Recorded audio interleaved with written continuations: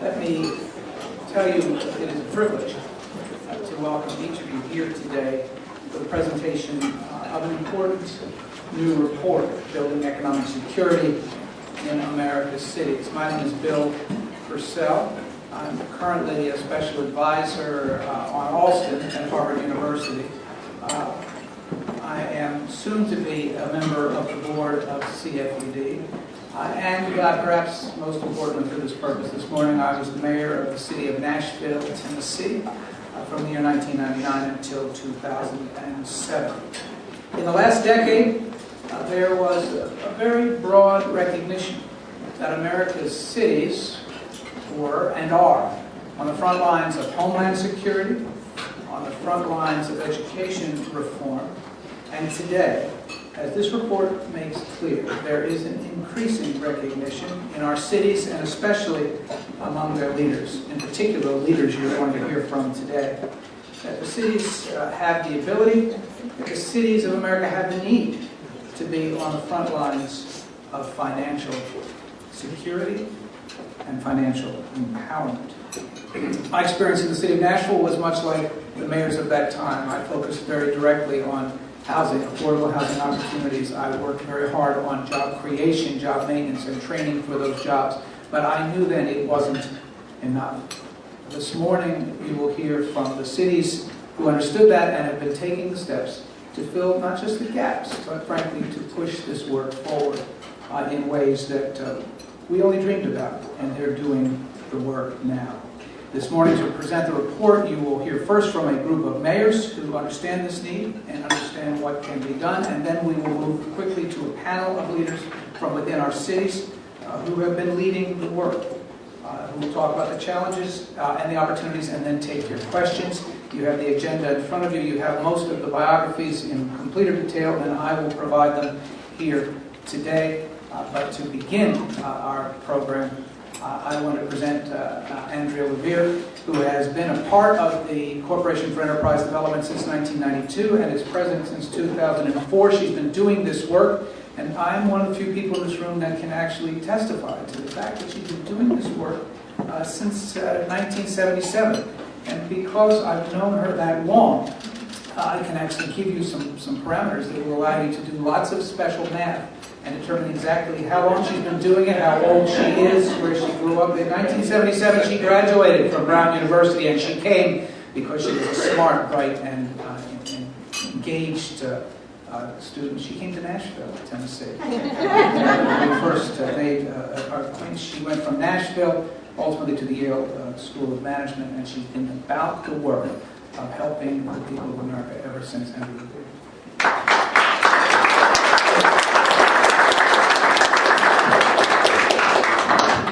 Well, that could have been a lot worse.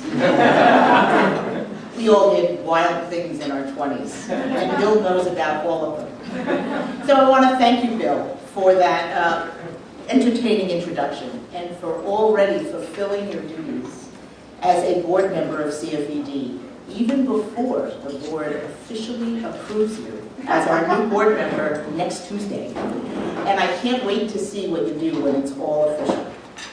It is a great honor for CFED to be part of this event.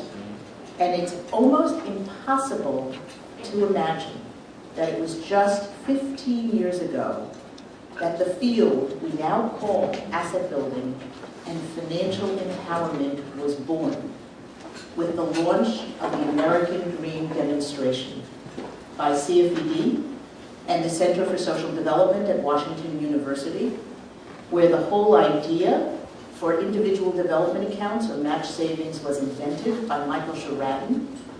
The American Dream demonstration was designed to test whether individual development accounts could work. And it quadrupled what was then the entire field, increasing the number of IDA programs.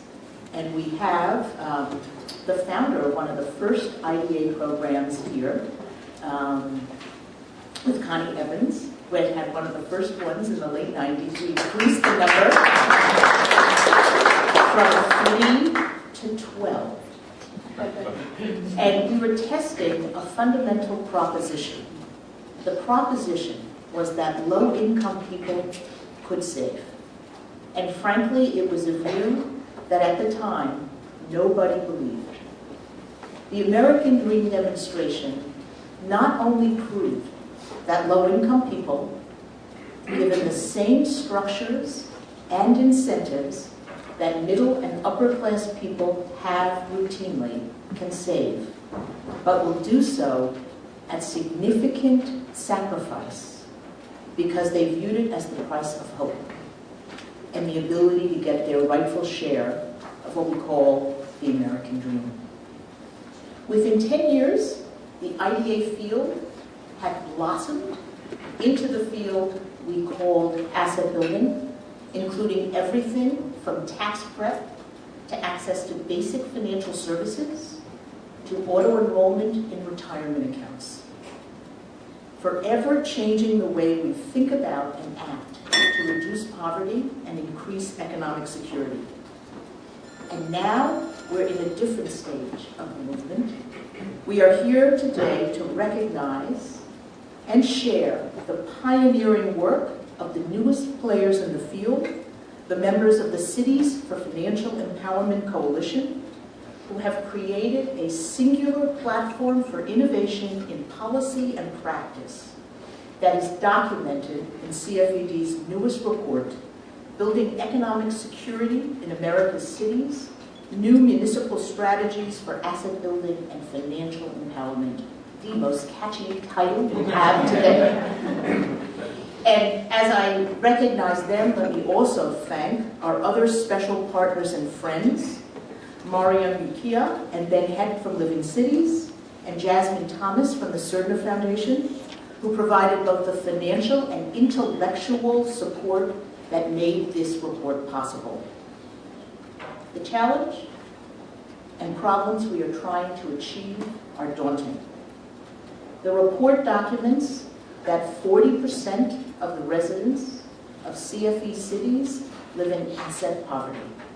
For those of you who are not familiar with that measure, it is a measure that CFED developed over 10 years ago as part of our Assets and Opportunities Scorecard that measures if a household could exist at the poverty level for 3 months if their main source of income was disrupted. It is a different measure than the income poverty and is a complement to that measure. The report also documents that 16% of the residents of the CFE cities live in extreme asset poverty, which means they have zero or negative net worth and have absolutely no safety net, personal safety net on which to depend. It also documents that 60% of the residents have subprime credit scores. And as we know, the key to accessing all financial products and services in America today is your credit score. But at the same time, the report also describes the many effective solutions that have been invented and or refined in these cities, from their incredible role in creating bank-on programs to designing the first systems to certify financial education providers, to their ability to integrate a full range of financial inclusion strategies into anti-poverty programs, which collectively offer the promise of sustainable routes out of poverty and into financial security for millions of Americans. And I am very pleased to announce today that because of our collaboration with CFE, that CFED, working in partnership with Treasurer Cisneros' office and with the National League of Cities and with the New America Foundation, have received funding from the Department of the Treasury to develop the infrastructure for Bank on USA to scale up financial inclusion and access nationwide. So thank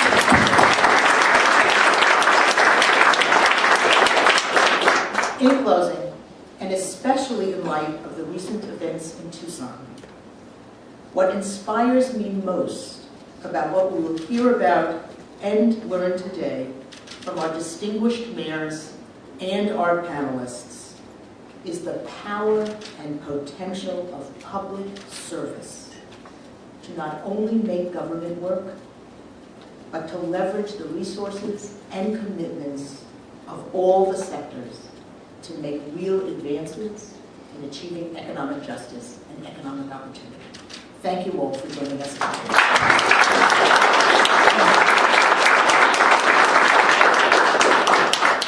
The new mayor of Providence, Rhode Island, may be new to the job of mayor, but he's not new to the needs of cities and their people. A proud graduate of Head Start, Harvard, and Georgetown Law School, he has represented the people who needed this work, and he's lived with the problems of financial insecurity. As a citizen of Providence and a citizen of this country, it's my privilege to present the Mayor of Providence, Rhode Island, Angel Torres.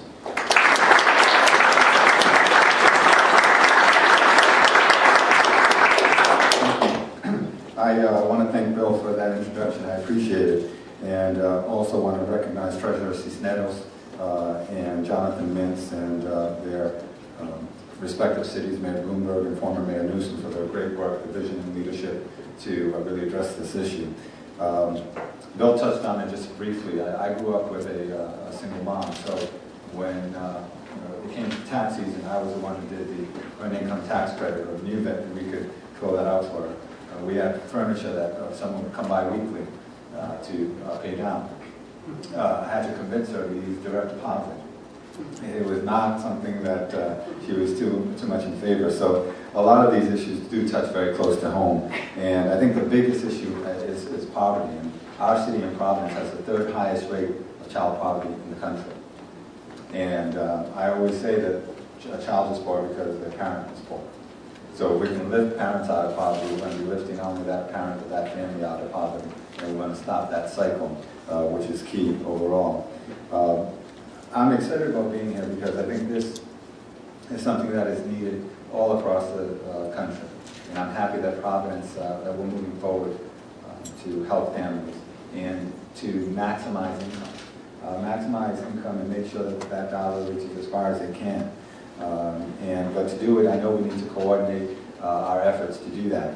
And just to let you know a little bit about what we're doing in Providence, and as you heard, I've only been there about 17 days, so I can't take credit. I can't take credit for all this, though I told our congressman that anything that goes wrong, I'm going to blame on him too. So, but the Andy Casey Foundation has helped us coordinate. We have a Pathways to Opportunity office and also a poverty workforce and opportunity task force. And we're concentrating on several things. One is workforce development. Because we have an unskilled workforce and we need to do everything we can to prepare them for the jobs that exist. And in Providence, we have a lot of jobs in the healthcare industry. But you need some basic skills, and we're working with our hospitals to make sure that that happens.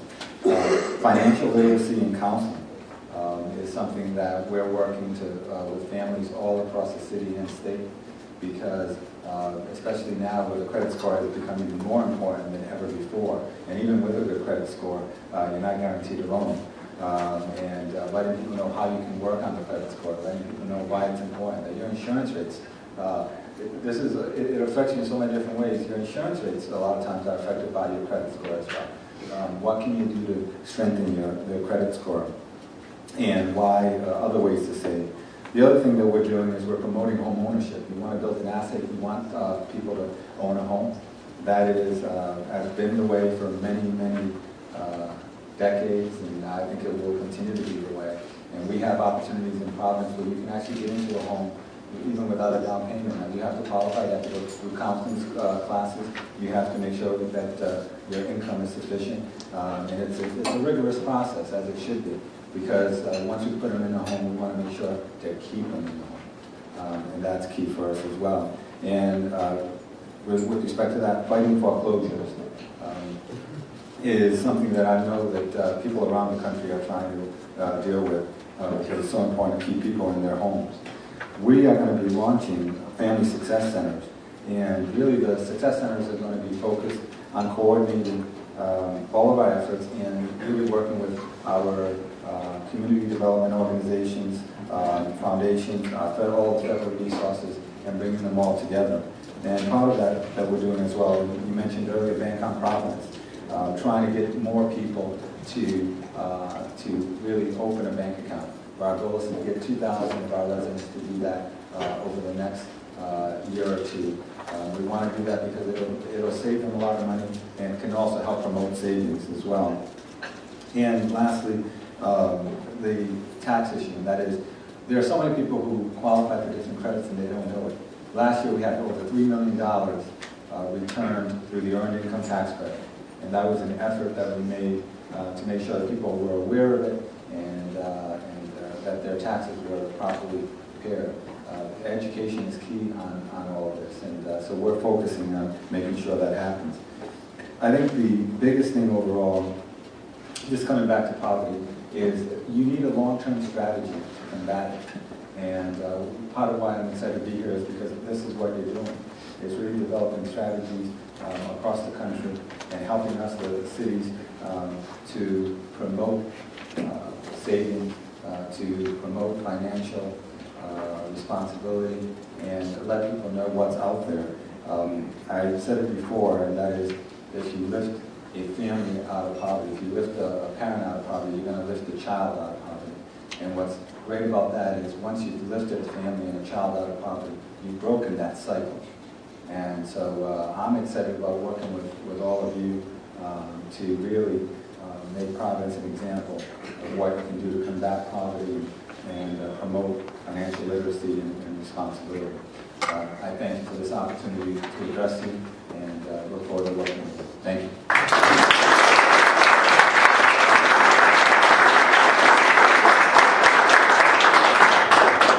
Chris Coleman has been the mayor of St. Paul, Minnesota since the year 2006. He has a very simple and straightforward goal for his city, that it would be the most livable city in America.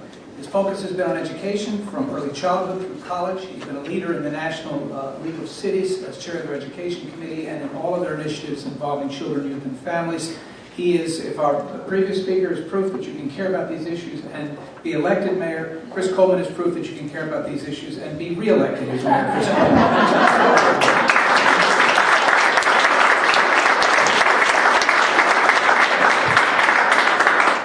I did go down by half a point, though. Good morning, everyone. It's good to be here. As I was thinking about the conversation here today, I thought back to last August as we were packing my recently graduated from high school daughter to move her out to New York for a year. I'm proud of her. She's doing city year and working really hard. But I thought, she's 18 years old. She's moving off away from home out to New York. It's finally time to have the talk. Not that talk. That was her mom's job. My job was to have the financial talk with my daughter, to sit her down and to do what I had done for years as a financial advisor with a lot of my clients. To talk about, as Bob Carey used to call it, the miracle of compound interest. And show her that little chart that says if you start saving for retirement when you're 21, you can put away $50 a month as opposed to $5,000 a month or $50,000 if you keep on waiting. And I realized that conversation, as simple as it is, I will see whether she actually understood the lessons that I tried to impart to her, but was a conversation that all of us need to have with all of our members of our community from a very early age. Whether we do it in high school, whether we do it even in grade school, whether we do it in the playgrounds or the libraries, to talk with people about how simple it is to sacrifice a little to gain a lot. And it's really hard to talk about that. It's really hard to have the conversation with people that are in the throes of poverty, that don't know where their next mortgage payment is going to come from, that don't know whether they have a job, don't know even where their next meal is going to come from. But it is as important to have that conversation with the members of our community as it is with our own family members. And to help them understand that if we work smartly, if we do some of the basic things, if we take advantage of the things that so many of us leave on the table, whether it's the Earned Income Tax Credit or matching retirement funds at work, whatever it may be, we have to go the extra mile to figure out how it is that we can assist individuals in our community build the wealth that is necessary to lift them, not temporarily, but permanently out of poverty. This isn't a program that can happen by just a fiat from the federal government. Too often we have tried to take that approach and said, you know, listen, the federal government is going to come in with massive amounts of cash and we're going to do this great anti-poverty program. And you know what? And some of those efforts have made a tremendous difference. It has helped make sure that children aren't going to bed at night with an empty belly. But the fact of the matter is, we as cities are uniquely qualified, we are uniquely positioned to make that kind of long-term generational change that permanently lifts our families out of poverty by educating them, by teaching them how to earn, by teaching them how to save, and by teaching them what they need to do to make sure they take advantage of every opportunity. And we can change those things that happen in our community that impact that by the unbanked families that are being ripped off every time they walk in to try to cash a check. I've already seen it as tax season starts to approach. You see these ads for companies that are saying, you know, let's loan you some money in advance of your check coming back in at exorbitant rates, of course. And all of a sudden, people are wondering why they didn't have quite the impact that they were hoping that they were going to have when they got a refund. Even think about how we can affect families in a very immediate way. I was joking earlier with the mayor that, you know, you're 17 days in, but, you know, how many times have you already talked about snow plowing? Well, every time a city calls a snow emergency, guess where most of those cars that we tow come from? They don't come from the wealthy neighborhoods where a family has the ability to get the car into a garage and off the street.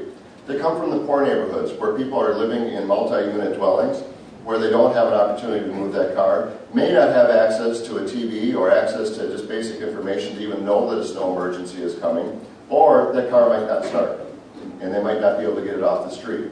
But when that car gets towed, and you get the $125 ticket and the $250 towing fee, think about the impact on that family. It's devastating.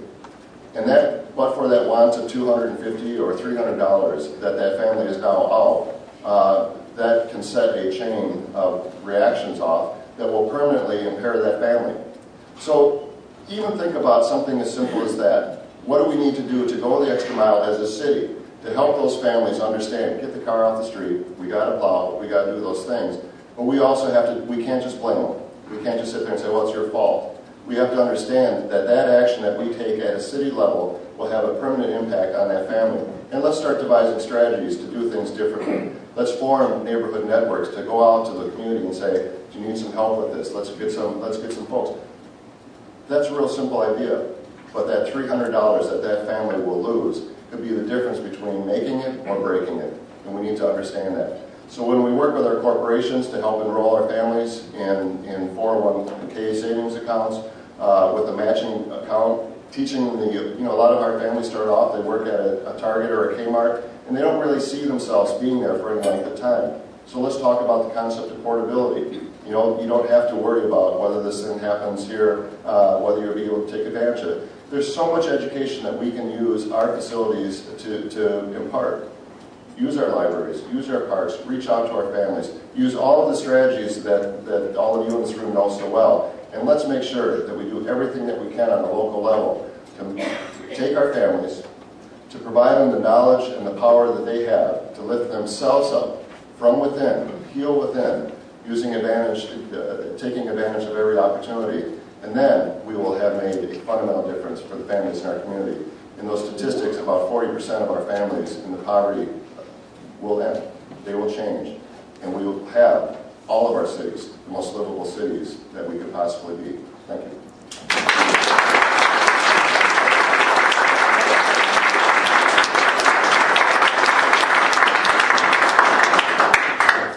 Ben Hecht has been president of Living Cities since 2007. He has worked at the Enterprise Foundation and One Economy Corporation and the National Center for Tenant Ownership, where he led as well. Is all an indication that not only has he been doing this work all of his life, but he's understood it from the very beginning. Ben Hecht.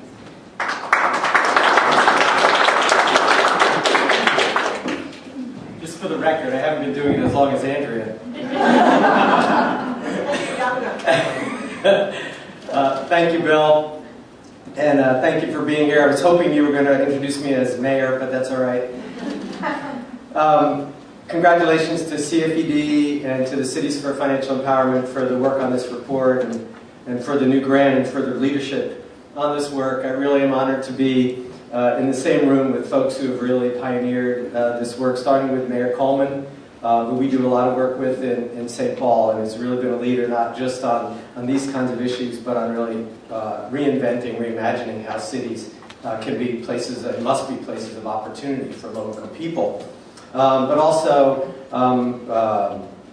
with Jose Cisneros and Jonathan Mintz. They didn't say Mayor Cisneros, right? Don't you have a mayor race coming up? No. But really to see where a lot of this started with Jose's persistence in San Francisco, essentially with a stone soup program about getting bank accounts from the private sector into the hands of low-income people, and how it's in many ways blossomed into what you read in this report. And the mainstreaming of these concepts for cities and low-income people is pretty extraordinary. And I know, Jose, you feel and should feel really good about having incubated that. Living Cities is a collaboration of 22 of the world's leading foundations and financial institutions. And the foundations are many of the names that you're all familiar with, that cut across all different issues, from health with Robert Wood Johnson, education and Gates, housing preservation, MacArthur, community stabilization and transformation with CERTA, who you heard introduced before. But we also have financial institutions, both commercial banks and insurance companies, household names like Bank of America and Chase, MetLife, Prudential, Morgan Stanley. And these folks have been together at the very senior levels for almost 20 years to say, if we pool loans and grants and make them available for innovative leaders in the public and private sector, people like Mayor Coleman, how can we help America keep its competitiveness around the world and ensure not that there's trickle down for low-income people, but that there's an intentionality at the start that low-income people are going to benefit from those investments. And it's not just that we're hoping the public sector is going to lead this, or even that it's going to be all market-driven, but it's actually the magic of both.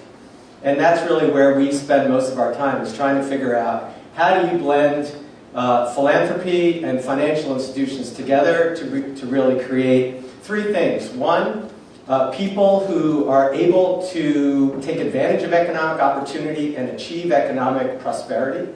Two, that the places in which they live, both the neighborhood, the city, and the region, enable them to take advantage of those. And third, that there's actually economic opportunity, that there's jobs and small business opportunities. And it's putting those all together that we think is really the future of what will make and keep America great. And this area that we're talking about here today is maybe the most important of all of those, which is it's really hard to take advantage of economic opportunity. But it doesn't even matter that much if you're living in a stable place if you actually have no stability, economic stability in your household. And I thought the example that the Mayor Coleman used was unbelievably powerful and very much indicative of what I want to talk about for a minute here this morning. But it's really not all about income transfer. How do we take money and make sure that we take it from somebody and give it to somebody who doesn't have it? But there are really basic things, like that $350 charge, that maybe for some of us, and maybe from some of us where we stand or sit today, we say, oh, $350. But for many families, that literally can set them off into a spiral just when they got to the point of stability. And there's also no more important time than today when, as we know, it's not just low-income people who are facing serious economic challenges, but it's people that you would historically think were middle income and stable.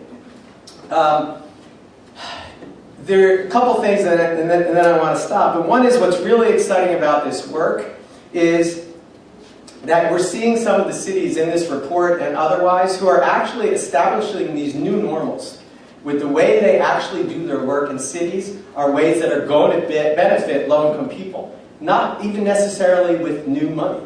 And so in some cases, like in Miami and in Seattle, they're actually using technology to maximize people getting all the benefits they're actually eligible for.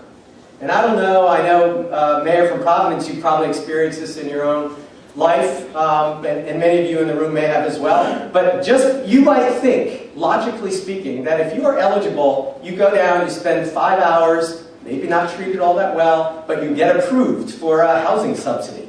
You may think, well, this is great. Now I know that I'm open to all of the city and county's resources that somebody with that income level would be eligible for. So now I know I'll get food stamps, and I know that I'll get child care subsidy, and I know that I'll get, you think of all the 8 or 9 different ways of stabilizing people's incomes, but it turns out in most places, you have to then go through the same humiliating experience 8 times.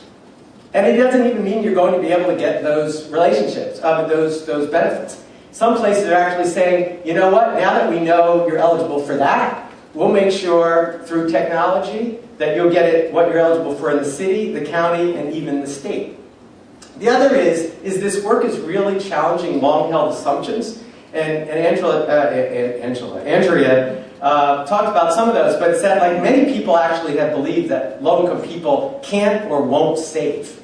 And what's been really extraordinary, Jonathan and the leadership in New York, is that the New York Saves program has completely blown that out of the water, and seeing how many people with a little bit of help and education and outreach are saving. And that has gone on to actually be recognized by the Social Innovation Fund to then spread that all over the country. So there's 2 challenges. One is that we actually have to move these great stories of innovation from the periphery to the mainstream.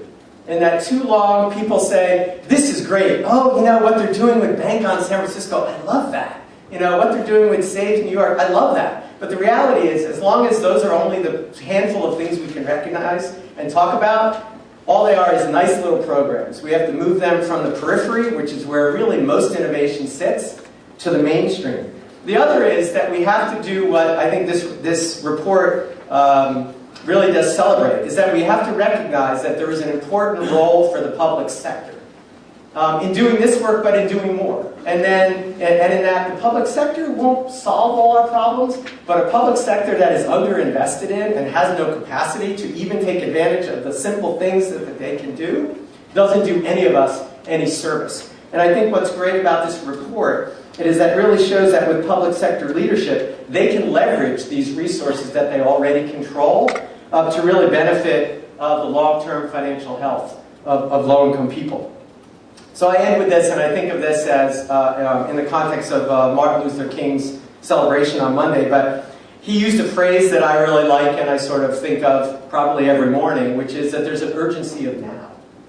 And that this work is not just a nice idea and something good to do a report on and to talk about, but in the current economic condition, if we don't do more with less, we are really hurting the long-term health of our cities, but also our fundamental democracy. And that we have to act together, public, private, nonprofits. We need to really challenge these long, calcified assumptions about the way the city or the county or the state or low-income people work and think. And that we have to use all of our existing resources in new and smarter ways and really embed them, like the mayor talked about, embed them in the way that we run our government and that we help people improve their lives and achieve economic prosperity. Thank you.